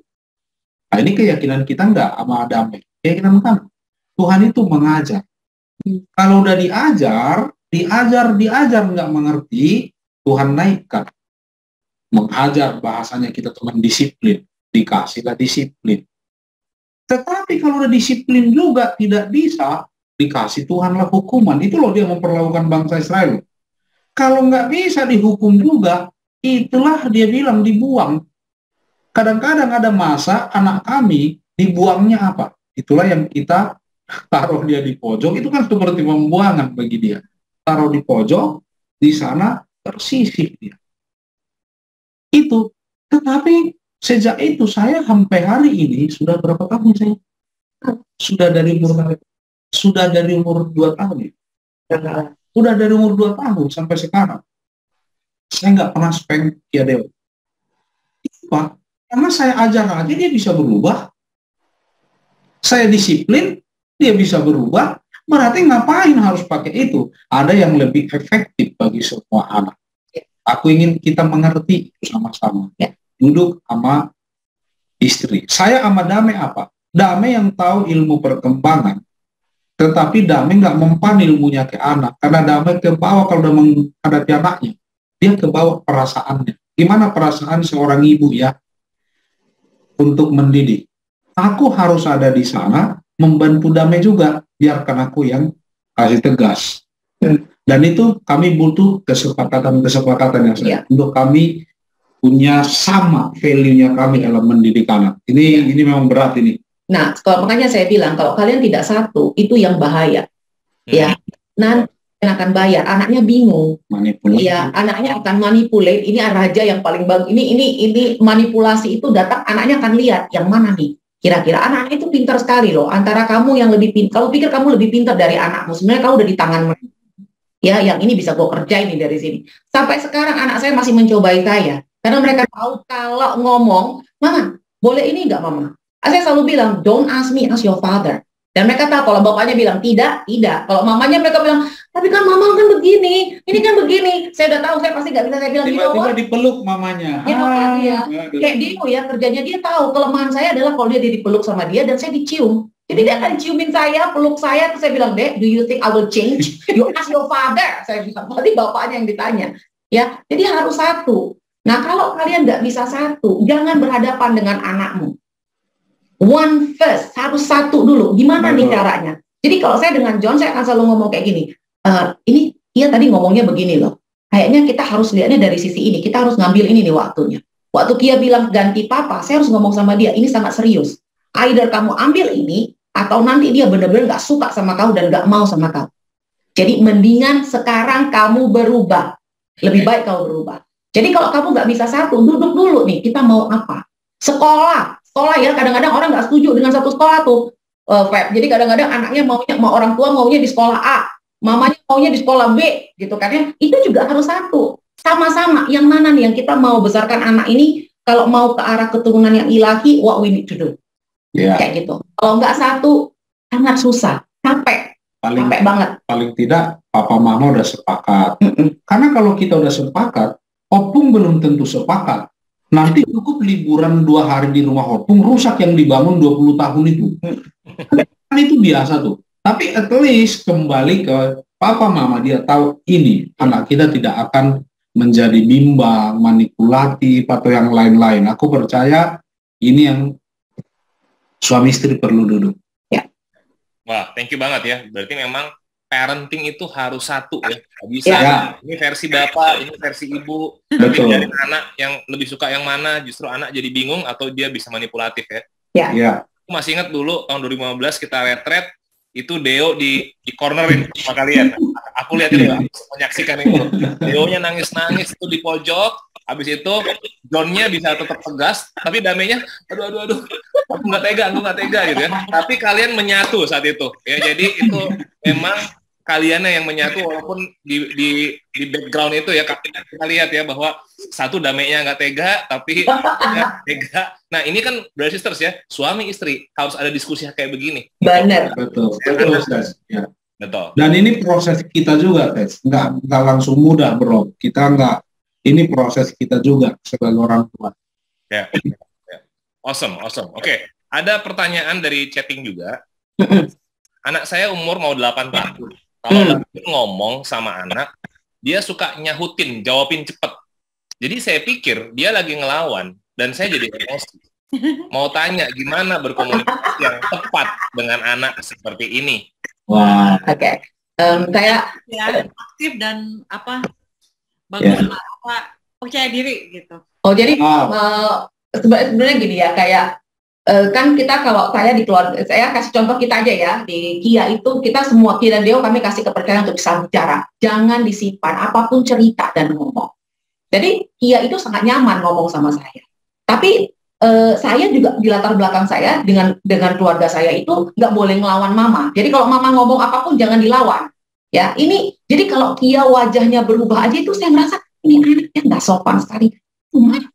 Gitu kan ya. Itu nge-trigger saya banget dan itu terjadi berkali-kali. Sampai saya harus belajar, ini kenapa ya saya kayak gitu. Saya ngelihat diri saya. So, saya ambil waktu saya bicara dengan dia. Saya bilang gini, Bang, Kia itu kalau diajak ngomong dia selalu ada jawabannya. Jadi akhirnya saya ambil waktu, saya bicara sama dia dan saya bilang, Bang, kamu tahu nggak, Mama itu dibesarkan begini sama Opung. Opung Siahan dulu, itu kalau lagi bicara, kalau dia bicara, Mama tidak boleh bantah. Ya, ngejawab, nggak boleh bantah. Jadi Mama harus diam. Jadi kadang-kadang, Bang, kalau Abang menjawab seperti itu, wajahmu berubah, Mama merasa kau lagi lawan Mama. Ini saya lagi sangat vulnerable ya, saya ngomong sama dia. So this is how I feel. Bisa nggak bantu Mama, Bang? Can you help me? Karena Mama nggak mau marah. Karena Mama tahu Abang kadang-kadang nggak maksudnya mau melawan Mama. Iya, Mama. So can you help me? Gimana, Mama? Can we make a deal? Kita make a deal. Kalau Mama ngomong, Mama bilang, Bang, wajahnya itu. Tapi Mama boleh nggak aku ngomong? Karena kadang-kadang kalau Mama ngomong, mau nyuruh itu, nada suara Mama meninggi. Aku nggak suka, makanya aku langsung ngomong balik. Oke. Jadi Abang juga ingetin Mama. Jadi bilangnya gini, Mama biasa aja suaranya. Oh, oke. Jadi kami berdua udah make a deal. Dia nggak ngomong itu ke John, karena John nggak punya masalah dengan itu. John mah ketawa aja, dia bisa ngobrol tenang dengan Kia. Kalau saya nggak bisa. Saya udah suruh, dia nggak jawab, dia jawabin saya, naik, so tanduk saya udah begini gitu. Karena saya merasa kayak, dulu saya nggak digituin, saya bisa diginiin sama mama saya ya. Jadi waktu saya ngomong gitu, akhirnya we make a deal. Itu pun kita pasti bisa kena loh. Beberapa kali saya bilang, wajahnya ya Bang, gitu kan. Si Kia, gitu. Akhirnya duduk lagi, make a deal lagi. Ya, that's how. Jadi kadang-kadang mungkin kita itu yang punya asumsi sendiri karena apa? Kita dibesarkan dengan latar belakang kita. Jadi kita pikir anak kita kayak gitu. Maybe we need to talk. Belajar untuk bicara dan tanya, benar nggak sih kamu maksudnya melawan? Itu yang Mama rasa. I'm sorry kalau saya salah ya lihatnya. Tapi Mama rasa kamu lagi ngelawan Mama. Am I right? Benar nggak? Tanya dulu karena belum tentu juga dia lagi melawan. Kan kamu nggak bisa nuduh. Itu dari pengalamanku pribadi ya, dengan anak. Dia waktu umur berapa tuh, Mei? Dia SD kelas, dia sekarang 11. Dia itu di SD kelas 2, 7 tahun ya. 7 tahun ya? 7 tahunan, sekitar segitu. 8 tahun udah bisa ngomong. Karena kita dari kecil kan emang biasa berdiskusi, itu kan buah dari kecil itu mereka boleh ngomong apapun ke kita. In respectful way ya. Itu juga. Tapi ada juga hal-hal yang kita bilang, kamu obey, karena ada belum waktunya dijelaskan juga, ada juga hal-hal begitu. Tidak khawatir dengan itu. Intinya gini, kadang-kadang yang bikin itu sulit bukan mereka, kita juga nggak sehat kan sebagai orang tua. Banyak juga dulu kita nggak dapat parenting yang bagus, bukan menyalahkan masa lalu, tapi ini adalah kesempatan menyehatkan diri kita dan menyehatkan anak-anak kita. Jadi sama-sama berproses sebenarnya. Amin. Thank you. Amin. Oke, ada Bro Endika Mary sudah raise hand di sini. Silakan open mic, Bro. Oke, baik, terima kasih. Terima kasih Bro John sama Sis Demi untuk ininya, untuk lessonnya malam ini. Sangat ini ya, memperkaya lagi dan mengingatkan saya lagi untuk jadi orang tua yang bukan hanya mengandalkan otoritas ya, tapi lebih kepada accept anak juga. Ada yang mau saya tanyakan berkaitan dengan anak saya cewek usia 10 tahun sekarang 5 SD. Itu dulu sebelum dia ulang tahun yang ke-10, baru bulan Juni kemarin dia ulang tahun, itu saya lihat saya perhatikan dia anak yang rapi, bersihan gitu ya. Tapi begitu dia menginjak usia 10 tahun, ini saya menilai bahwa dia kok level kerapian dan kebersihannya turun gitu. Jadi saya jadi khawatir juga, apakah itu sesuatu yang wajar atau justru dari sayanya yang begitu dia usia 10 tahun, saya tanpa saya sadar saya naikkan level ekspektasi saya. Itu saya itu yang saya khawatirnya. Nah, tolong advice untuk itu. Kemudian yang kedua, pernikahan saya yang sekarang ini adalah pernikahan yang kedua. Dari pernikahan pertama itu saya ada anak, sudah kuliah, bahkan sudah menikah juga, tapi dia masa kuliahnya secara pendidikan dia cukup berprestasi. Jadi dalam kuliahnya IP itu 3,8 gitu. Wow. Bahkan dia kuliahnya yang saat ini itu dia terbaik di fakultasnya gitu. Nah, kaitannya dengan anak saya yang kelas 5 SD ini gitu ya. Ya. Saya sama istri beberapa kali kami cerita gitu ya tentang anak saya yang pertama itu. Dan dulu anak saya yang si Eva, anak saya yang pertama namanya Eva, anak saya yang kedua yang sekarang ini yang 5 SD ini namanya Nuela. Jadi saya perhatikan Nuela sekarang dia memaksa untuk saya harus ikut kursus les pelajaran. Nah, dulunya Nuela itu tidak suka matematika. Ada ketakutan ya tentang pelajaran matematika, tapi sekarang dia justru jadi suka matematika sejak les, dan saya perhatikan dia ada peningkatan dalam dia kelas 5 ini. Sejak dia ikut les, dia sering cerita bahwa dia nilainya sekarang sudah 100 dalam pelajaran matematika. Nah, saya mau saya tanyakan dan mohon advice juga ini, apakah apa yang dialami Nuela ini, apakah itu karena ada tanpa disadari itu kompetisi dengan anak yang si Eva ini, ataukah memang dia mau memang untuk mau membangun dirinya, mau berprestasi dalam pelajarannya. Itu saya takutnya motivasinya ada kompetisi di situ. Jadi bukan motivasi yang benar untuk memang mau dirinya berprestasi. Itu sih, minta tolong advice-nya. Thank you. Oke. Lihat gini ya, yang menurun ya, kayaknya menurun kemampuannya ya tadi ya. Maksudnya untuk sedalam hal kerapian dan kebersihan ya. Awalnya kayaknya rapi banget, resik banget. Bro, mungkin dari yang keduanya itu ya bro, yang saya lihat dari dua-duanya itu adalah gini, kamu punya ekspektasi. Sekarang ekspektasi itu kamu kasih tahu nggak kak? Kenapa kamu punya ekspektasi itu? Apa yang kamu lihat? Seperti apa? Ya, karena kadang-kadang kita kan punya ekspektasi tapi kita nggak kasih tahu, gitu loh. Terus waktu dia bersih itu kita juga nggak kasih tahu ekspektasi bersih itu kayak gimana, seperti apa dia menurunnya, kayak gimana dia menurunnya. Kenapa itu sangat penting buat kita? Kenapa itu nggak penting buat dia? Kan kita harus tanya dia juga. Kadang-kadang dia enggak, biasa aja. Ya, mungkin dia nggak ngerasa juga, gitu ya. Kayak iya ya, Kia itu kalau namanya udah hubungannya dengan yang namanya menulis ya bahasa Indonesia kayak gitu ya, ditanya pertanyaannya apa, dia tahu jawabannya tiga kata. Saya harus belajar gini ngomong kayak, Bang, ayo show Bang, ini jawabannya. Ya, ini jawabannya. Ini yang terbaik dari abang mama. Mas bilang, dia lebih panjang kalimatnya, lebih bagus kalimatnya. Ya itu menurut dia udah terbaik bagi dia. Oh ya sudah. Jadi saya bilang, oh oke, if you think this is the best, the thing is, mama cuma mau kamu achieve yang the best yang abang bisa. Itu ekspektasi mama. Jadi kalau itu abang merasa bahwa this is the best that you can, okay, fine. Ya, nah karena dia sangat suka dengan matematika. Jadi kadang-kadang kita nggak mau ekspresikan gitu loh bro, apa sih sebenarnya ekspektasi kita itu apa? Kenapa kita mau seperti itu? Kenapa kita bilang bahwa dia menurun bersih dalam hal kebersihan? Apanya? Gitu. Nah, soal yang kedua, kalau saya bilang tanya yang kedua ya, apakah ini murni? Bro, manusia itu selalu punya kompetisi di dalam hidupnya.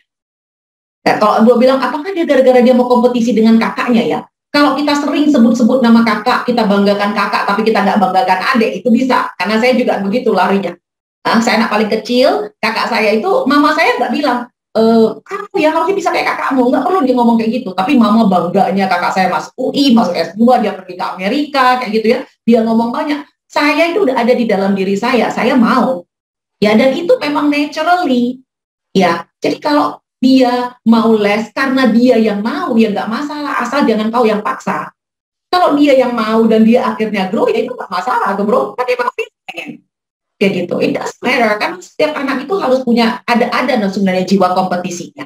Tapi yang nggak benar dengan jiwa kompetisi adalah dia sampai mengorbankan diri supaya dia menunjukkan dirinya, itu nggak benar. Tapi kalau dia mau compete, ya itu bagus dong. Kayak gitu. Asal kamu juga harus memperhatikan cara kita bicara. Kalau kita bangga sama anak kita yang satu, kita juga harus bangga dong dengan anak kita yang kedua. Jangan sampai kita ngomong di depan anak kita, banggain anak kita yang pertama, tapi maksud kita bukan mau intim dia ya, tapi dia dengar itu kayaknya mama, kayaknya kakak terus deh, saya enggak. Ya makanya harus sangat aware dengan itu juga. Itu sih kalau dari saya. Mau nambahin? Ya, yang penting itu kan bro dikomunikasikan ke mereka. Iya. Ekspektasi kita buat mereka. Iya. Dan ekspektasi itu kita juga kasih tahu ke mereka itu apa bagusnya buat mereka, untuk mereka juga. Itu yang membuat motivasinya mereka bagus. Saya selalu bilang sama Kia, anak saya, kamu tahu nggak kenapa bang? Kamu harus olahraga. Kamu tahu nggak kenapa ini? Kami duduk bicara itu sama dia. Ya lebih banyak ke why. Duduk, why. Karena dia mengerti itu, dicekokin. Apakah dia udah di-perform di sana? Mungkin belum. Contoh adalah, dia itu sangat suka kumon. Ya kan? Saya duduk dengan dia kumon. Wah, papa bangga banget loh, kamu kumon. Tetapi waktu dia mau ngambil kumon itu, kamu oke nggak ngambil itu setahun? Kalau kamu oke setahun, berjuang, papa akan oke. Karena itu papa lagi mengajarkan. Kamu ambil itu kan tanggung jawab. Kalau kamu hanya ambil 1 bulan, 2 bulan, nggak jadi apa-apa. Oh iya, dan dia ambil setahun. Sekarang udah tahun yang keberapa, dan dia suka itu sampai sekarang. Deo nggak mau. Deo nggak mau. Tapi suatu hari pernah Deo bilang begini, Papa, abang pintar, Deo kan bodoh. Wow, karena abangnya selalu dapat piala. Kita nggak pernah kejar piala, itu nggak ada di saya, madame. Dan kami nggak pernah puji-puji abangnya di depan dia, dan kami sama. Tetapi ada bagian dari dirinya Deo itu kuat kompetisinya. Sangat kuat. Itu karakter yang dia punya. Berarti tadi kami harus arahin, jangan itu menjadi kompetisi, dia harus selalu menang. Dan Dedek pintar kok. Berulang-ulang kami bilang Deo itu pintar. Sampai kami sebutkan kepintaran dia. Memang dia bukan matematik, dia gurunya juga bisa kok dia matematik. Tetapi karena abangnya udah seperti excellent bagi dia, ya udah abang lebih pintar. Artinya gini loh bro, kita kan nggak ada puji, kita nggak ada bandingin, tapi itu juga bisa saja terjadi. Ya. Dan kami duduk sama dia. Dan abangnya itu sangat sayang sama Deo loh, apapun dibantuin sama abangnya. Dan sekarang Deo menemukan bahwa ada area tertentu yang dia sangat pintar, bahasa bagus banget dia. Ya. Deo itu perfect banget dia berbahasa Inggris. Nah kita bicara itu, dia nggak perlu semua. Jadi kalau ditanya bro, mungkin bro perlu duduk bicara sama anakmu yang 10 tahun itu, ada apa? Itu sebenarnya lebih paling gampang. Ada apa sih, Dek? Gini-gini, tapi dibawa dalam suasana santai. Tapi kalau dia nggak mau cerita, oh Dek nggak mau cerita. Oke, Papa tunggu ya, kapan kamu siap cerita. Oke nggak? Iya, tapi kalau kamu mau ngomong sesuatu ke Papa ready loh nak. Iya, thank you, udah ini, udah. Nah, itu hubungan. Karena itu kalau kami sih, anakku cowok kan bro, udah dari kecil kami biasakan mengungkapkan perasaan dari kecil. Itu udah terbiasa dan sekarang kita udah bisa ngobrol. Tapi mungkin kalau ini kita nggak tahu. Apakah tadi kompetisi jahat atau tidak? Menurut saya anak kita kompetitif itu kualitas. Iya, bagus. Kualitas. Tetapi yang kita perlu adalah bagaimana dia handle ketika dia nggak menang. Nah, itu kan masalah tuh. Nggak apa-apa kalau kamu. Bagi saya bilang yang terbaiknya kamu. Itu. Jadi mungkin perlu duduk dengan mereka. Mungkin dulu dari anakmu tadi. Kamu bilang begitu. Atau ada kata-kata apa-apa enggak yang membuat kamu merasa membandingkan. Kan mereka nggak tahu bahasanya kadang-kadang. Kita yang sengaja propose ke dia. Itu akan membantu. Karena yang paling tahu perasaan dia adalah dia sendiri. Itulah trustnya kita ke anak. Dia lebih tahu. Oke, thank you. Baik. Saya Thank you banget. Message juga dari chattingan di sini. Bagaimana caranya? Oh ya, ada 2 pertanyaan. Yang pertama adalah kalau orang tua sudah LDR nih, ya sudah jarak jauh memang. Ya. Gimana caranya mendidik anak yang efektif? Lalu pertanyaan nomor 2, bagaimana caranya agar tidak teriak-teriak ya ketika saya melihat adik kakak bertengkar. Terus gimana cara mengatasinya supaya nggak ada kecemburuan di antara ketiganya? Anak saya usia 3 tahun, 8 tahun, dan 10 tahun. Ini pertanyaan 1 dan 2 ini beda orang tua ya.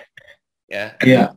Pertanyaan nomor 2 itu anaknya umur 3 tahun, 8 tahun, 10 tahun. Terus kalau mereka bertengkar ini gimana mengatasinya agar tidak ada kecemburuan di antara ketiganya?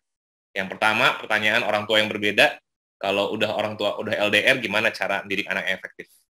Oke. Ya. Untuk yang LDR kan selalu pasti nggak ideal. Ya. Itu udah pasti nggak ideal. Ya. Ya. Itu selalu bisa mempengaruhi banyak hal. Tetapi sebenarnya kita juga nggak perlu takut. Selama cerita kita nggak begini, nggak diperburuk. Contoh, kalau yang papa menjelekkan mama, mama menjelekkan papa, itu bahaya banget tuh. Itu anak, kita akan masalah itu. Kalau aku bilang, ya itu papa ini. Dan kita juga akan menjawab banyak pertanyaan-pertanyaan dari mereka. Itu nanti yang sulit. Tapi kita jelaskan aja apa adanya. Itu untuk yang berikutnya adalah, kita kan punya support system. Itulah aku berasa komunitas rohani selalu bisa membantu. Anak kita kan grow, ada om, ada anak, ada tantenya, apa semua value-value yang kita bangun itu akan tetap memprotek mereka. Nggak harus dari idealnya dari papa mama. Karena ada juga yang single parent gitu. Tapi kayak saya grow dari single parent mama saya. Tapi mama saya itu sangat-sangat mengasihi saya. Saya merasa mama saya mengasihi saya walaupun dia nggak punya cara yang baik. Tetapi yang aku lihat juga, mama membawa saya ke value-value yang rohani, dan itu konsisten, itu memberikan saya rasa aman. Itu nggak mudah. Kalau aku bilang adalah, ya, kalau memang bisa dibagi tugas, ya bagi tugas. Tapi salah satu menurut aku adalah, untuk kita duduk juga jangan saling memberikan yang negatif kepada anak. Mungkin kita perlu lah, ini kesalahan papa mama, itu yang pertama kita akui. Kesalahan papa dan mama ini kesalahan saya, tapi kita tetap sayang sama kamu, kita akan ada di sana sebagai bapak tetap melakukan bagiannya bapak, sebagai ibu tetap melakukan bagiannya ibu, ya mungkin nggak bisa sekaligus, tapi dia selalu dapat dari sana. Jadi aku bersyukur mamaku nggak pernah bicara negatif tentang papaku, walaupun aku juga bisa pahit, tapi itu akan membantu. Kalau kayak tadi apa kecemburuan ya? Ya, dua. Iya. Oke, kalau kecemburuan itu kamu yang aku jadi kedua. Iya, boleh. Oke, kalau yang kamu jadi cemburu. Oke, ini kan anaknya deketan ya, 3, 8, 12 ya. Mungkin yang harus tanya itu adalah biasanya seringnya bertengkar itu apa. Makanya ini harus sering observasinya dulu, lihat ya, ini berantemnya apa namanya, kenapa mereka berantemnya seperti apa. Kenapa tadi tiba-tiba keluar jadi kata biar mereka tidak cemburu. Jadi berarti biasanya ada sesuatu yang didapat, yang A dapat, yang B tidak dapat, yang C tidak dapat, gitu kan? Atau A B dapat, C tidak dapat, kayak gitu. Jadi mungkin itu kadang-kadang parents itu suka membuat sendiri masalahnya. Udah tahu mainannya dikit, gitu ya, tapi dikasih sama anaknya, tapi nggak ada deal dulu. Ya, kalau kita dengan Kia dan Deo itu kita selalu tahu. Kalau saya tahu mereka tuh berantemnya pasti modalnya adalah ngisengin, satu mukul dulu, yang lain mukul lagi. Saya selalu bilang gini, oke, kan Nabi Mama udah bilang ya, kalau satu ini kayak gini ini akan membuat kalian bisa nangis. Jadi kalau nangis, tolong dibereskan sendiri. Jadi saya turun ke bawah. Jadi kalau mereka berantem terus mereka nangis lagi, mereka udah tahu ngomong sama saya juga udah percuma, karena saya udah ngomong dari awal, saya udah ingetin. Ini nanti jatuh-jatuhnya bisa begini. Ya, jadi dari awal kita udah konsisten dulu ngajarin mereka ini kenapa nih berantemnya, apa yang membuat mereka berantem, itu satu. Dan yang kedua, kenapa anaknya bisa merasa iri? Apa yang membuat kamu bisa tahu, orang tua tahu bahwa dia ini cemburu? Apa? Ya, anaknya ditanya dulu nih, apa yang membuat mereka melihatnya kok jadinya cemburu? Kalau Kia itu bisa bilang, Mama you love Deo more than me. Ya, aku bilang kenapa abang you say like that? Saya bisa langsung ngomong gini, enggak, saya kamu udah di kandungan mama selama 9 bulan ya, nggak ada gunanya juga saya cerita begitu. Saya cuma ngomong gini, you know what, Mama merasa mama nggak pernah gituin ya bang, tapi kalau abang merasa mama itu membedakan atau lebih sayang sama Deo, I am very sorry. Tapi mama boleh tahu nggak kenapa abang lihatnya begitu? Dia jawab saya karena mama jauh lebih sabar dengan Deo. Dengan aku mama ketus, tapi dengan Deo mama sangat sabar. Dan saya sangat minta maaf dengan dia. I am very sorry. Can you please remind me? Tolong ingetin mama ya. Ya, karena saya tahu ada bagian saya mungkin ya. Karena kan nggak sengaja ya. Karena Deo dengan pipinya yang cabi-cabi itu, yang kerjanya tuh cuma mau deketin, suka cium. Ya kadang-kadang mungkin saya nggak tahu ya. Dia sudah merasa itu perasaannya. Saya minta maaf kalau dia merasa seperti itu. Jadi sekali lagi saya bilang, untuk yang punya anak 3, 8, dan 12, tanya dulu. Ya, tanya dulu. Apa yang membuat mereka jadi seperti itu? Lihat mana yang membuat mereka berantem. Nah, dari situ bikin deal-nya. Dan percaya saya, mereka punya jawabannya. Yes, mereka punya jawaban. Jadi, dan mereka ajarin mereka untuk mereka bisa handle. Jangan tiap-tiap kali kita terus yang membereskannya. Iya. Kita terus yang membereskannya. They need to handle by themselves. Yang penting dia secure, dia bisa cerita ke kita. Ada environment yang dia kalau dia cerita pun dia tetap aman ke kita.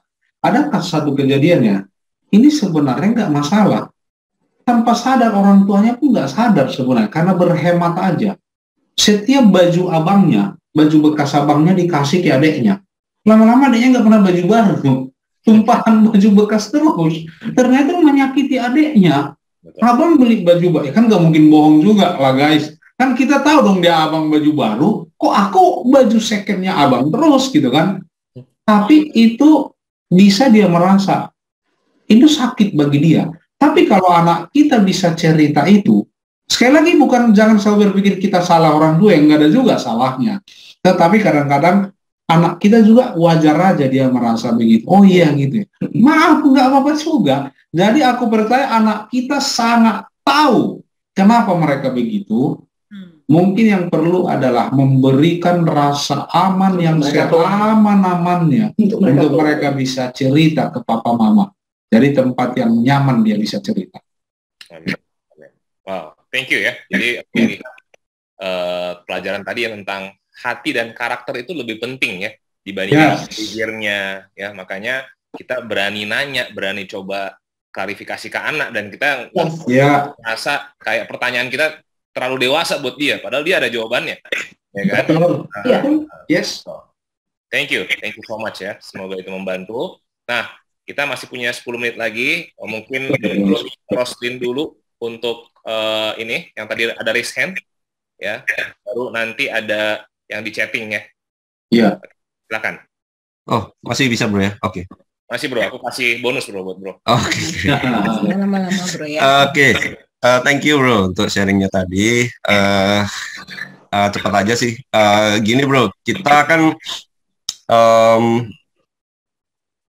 ada grup ya, jadi pernikahan muda juga, terus anaknya masih kecil-kecil.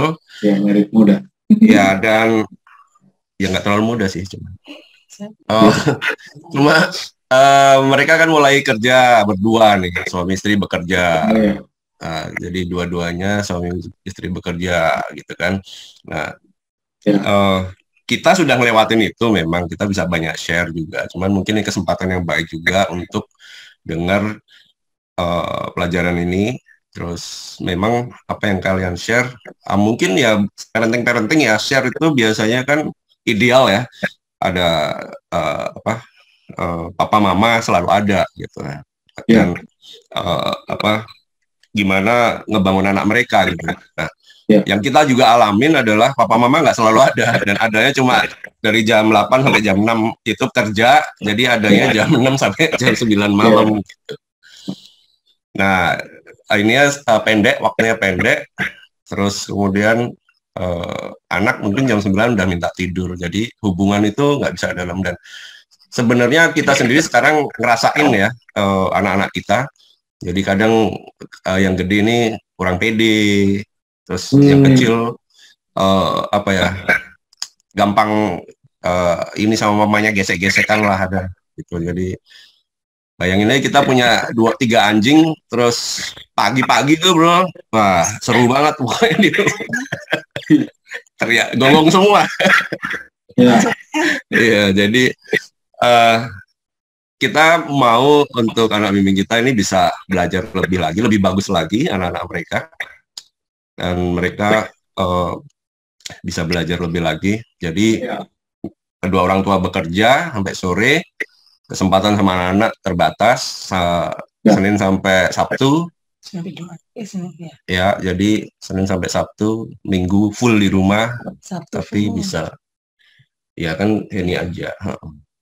Ya, tapi gambarannya seperti itu, Bro. Tolong dibantu. Thank you. Kami sama Dami orang yang selalu duduk bahwa kami mau ada dengan anak-anak kami. Waktu 24 jam dengan anak itu juga belum tentu bisa menghasilkan apa-apa di dalam hubungan kita. Ya, waktu 1 jam dengan anak bisa juga menghasilkan sesuatu yang besar di dalamnya. Selalu ada namanya adjustment di dalam hidup kita. Kita harus menemukan pola. Kami sama Dame itu setiap ada perubahan, kami duduk dengan anak-anak, kita bikin pola sama-sama. Anak kami tanpa sadar juga kadang-kadang dia bisa melihat papa mama sibuk dengan pelayanan. Komunikasi sangat membantu. Kami, contoh kayak sekarang, sebisa-bisanya kami, bagi saya, di jadwal saya, karena saya pelayan, jemput dan antar anak pulang sekolah. Saya nggak mau diganggu-gugat. Kenapa? Karena itu adalah penting bagi saya keberadaan saya bersama anak saya. Sebelum pergi ke sekolah, kami bisa ngobrol banyak hal. Pulang sekolah, kami bisa ngobrol banyak. Udah. Nah, kemudian jadwal saya dan Dame diketahui persis oleh anak-anak kami. Mereka tahu persis jadwal. Papa itu lagi di mana, lagi ngapain. Mereka tahu persis. Tetapi problem terbesar adalah kalau anak-anak kita, bro, tidak tahu dalam 1 minggu itu di mana sebenarnya waktu yang benar-benar itu adalah waktu dengan family. Ya. Jadi, kalau contoh kecil begini, kalau anak kita memang kita rumuskan pekerjaan, kita bilang, kita bisa makan malam sama-sama. Make it makan malam sama-sama. Walaupun itu hanya setengah jam. Dan bagi dia, berarti ini adalah di mana papa mama memang benar-benar ada buat kami. So, ini waktu keluarga. Jadi yang tadi nggak bisa dibilang find time, tapi make time. Yeah. Jadi jadwal kita adalah harus semua bisa kita susun sama-sama. Apakah jadwal itu nanti akan ada berubah? Ada. Ketika ada berubah, kalian tahu contoh begini. Ada masa contoh di dalam jemaat kita melayani, tiba-tiba ada orang sakit, ada kemalangan, ada meninggal. Berarti kan berubah dong. Saya sama Dame datang ke anak kami loh. Bang, adek, ini kan waktu. Harusnya kita sama-sama. Tapi ada si om ini sakit. Papa mama harus ke sana. Is it okay? Kami ambil waktu, harusnya kita ini jadi ini. Anak kami bilang, oh iya papa mamanya bantu di sana dulu. Nanti ini kan kesempatan mengajar. Tapi kami tetap mengakui bahwa itu adalah haknya mereka dengan papa mama. Dan kita ambil itu. Dan mereka besok kita balik lagi kepada jadwalnya kita. Dan Dame adalah orang yang sangat bagus membuat jadwal untuk kami dengan anak-anak semuanya. Nggak perlu banyak. Dan juga jangan berpikir hari Sabtu saya 24 jam dengan anak, itu tidak menggantikan. Lebih bagus setengah jam setiap hari daripada 24 jam sekaligus. Itu nggak bisa digantikan. Itu ini kamu tambahin. Iya. Mungkin kadang-kadang udah stres duluan ya bro. Bilang sama anak bimbinganmu, jangan stres dulu. Gitu loh. Kalau orang lain juga bekerja dan punya hubungan dengan anaknya, terus masalahnya lo di mana gitu. Karena memang emang kita beda gitu. Dia beda dan kita beda gitu dulu. Jadi satu dulu, oke, kita sama-sama kerja nih suami istri. Oke, what we can do. Ngomong sama anak. Itu masalah orang tua. Selalu pikir anaknya nggak ngerti. Masalahnya adalah anakmu mengerti, kamu yang nggak mau bicara. Berapa waktunya sama mereka setiap hari? Oke, hari ini sama mama dulu ya. Boleh nggak? Karena papa ada ini. Besok ada ini. Besok ada ini. Anak saya akan tahu sekali kalau saya bilang, Bang, I'm so sorry, this Saturday mama full. Fully book from the morning. Gitu. Jadi kalau udah kayak gitu biasanya nanti kalau malam I can sleep dengan mereka. Kadang-kadang anak saya umur anakku 11 tahun ya. Itu masih bilang sama aku, bisa bilang gini, Mama can you tuck me in? Mama bisa selimutin nggak? Say kayak good night, terus saya duduk sama mereka, doa sama mereka, and then mereka sleep. Itu bagi mereka udah cukup. Karena saya ada di sana, karena mereka tahu jadwal kami. Jadi, bro, bukan berarti 24 jam sama anak terus kamu punya hubungan sama mereka. Nggak ada gunanya juga 24 jam sama anak terus kau main HP. Mereka juga nggak mau 24 jam. Iya, mereka juga mereka. Ya, 24 jam sama kamu terus enak banget gitu ya. Mendingan kamu ambil setengah jam, tapi itu benar-benar dengan mereka. Saya sangat suka memperhatikan kata-kata anak saya. Kayak, Ma, it's been a while loh, Ma, kita makan bareng. Oh, iya deh ya. You feel like that? Aku bisa tanyanya gitu, what do you feel? Kamu ada feel ini nggak? Enggak sih, aku cuma ngomong doang. Ini kan Deo ya. Iya, kalau Deo kan ngomongnya asal aja kalau dia ngomong. Tapi saya sangat selalu memperhatikan itu. Dia kayak bisa bilang, Mama, kamu promise nih ya, kita harus ada quiet time bareng berdua. Anak saya itu quiet time setiap hari. Mereka udah tahu jamnya. Saya nggak usah ngomong lagi. Setiap makan malam, selesai makan malam, quiet time. Itu saya nggak usah ngomong lagi. Itu udah tahu jadwalnya. Jadi Deo itu akan bilang, Mama, you need to do quiet time with me. Ya, saya sangat amazed ya bagaimana dia bisa kasih tahu saya apa yang dia baca. Ya, it's amazing. Dia bilang pemarah itu bodoh, Mama, karena saya baca itu di Proverb. Hebat kali. Aku bilang, bocah kaget.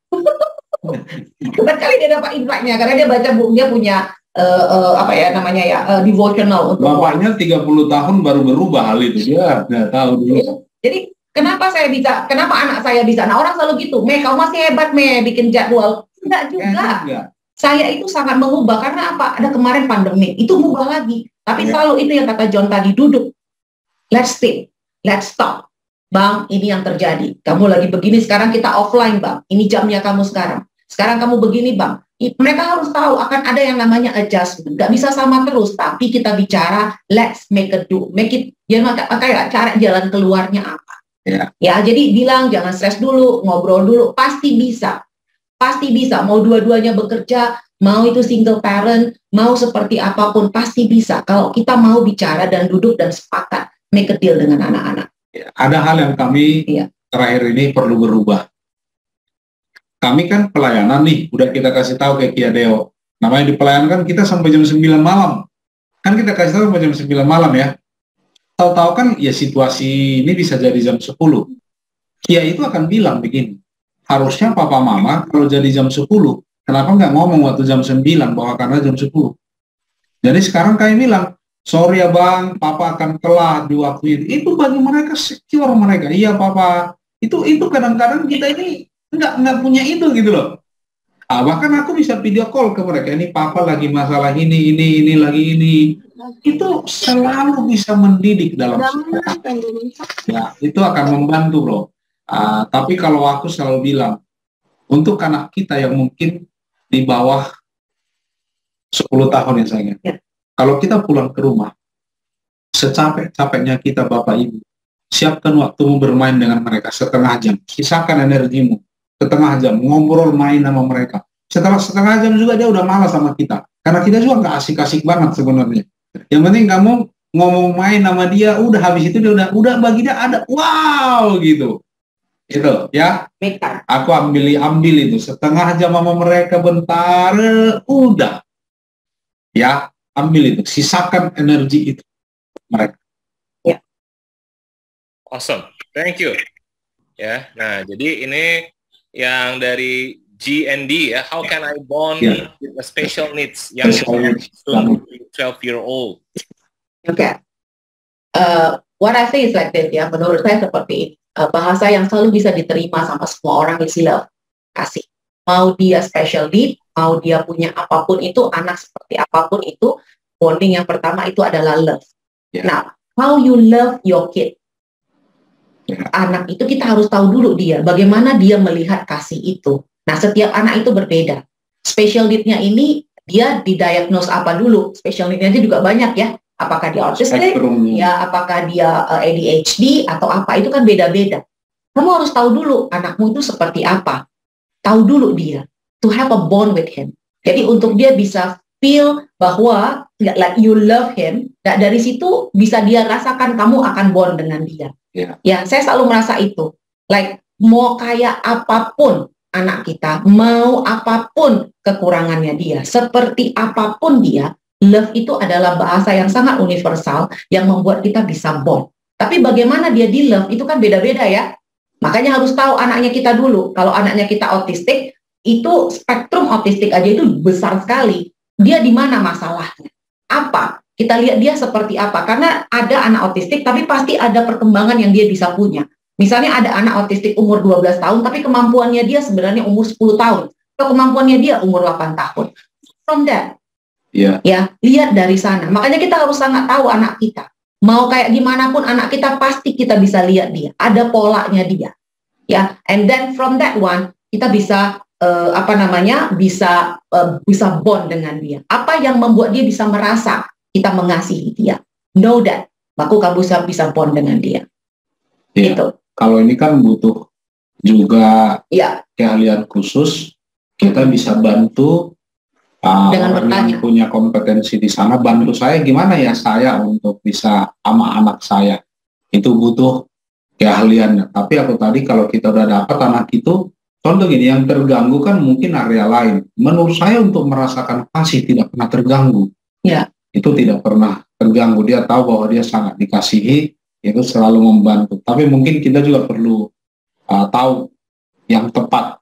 Maksudnya nih aku udah mengasihi ini, tapi kalau nggak efektif kan itu kan bikin kita capek. Iya. Itu mungkin lebih kepada efektivitasnya.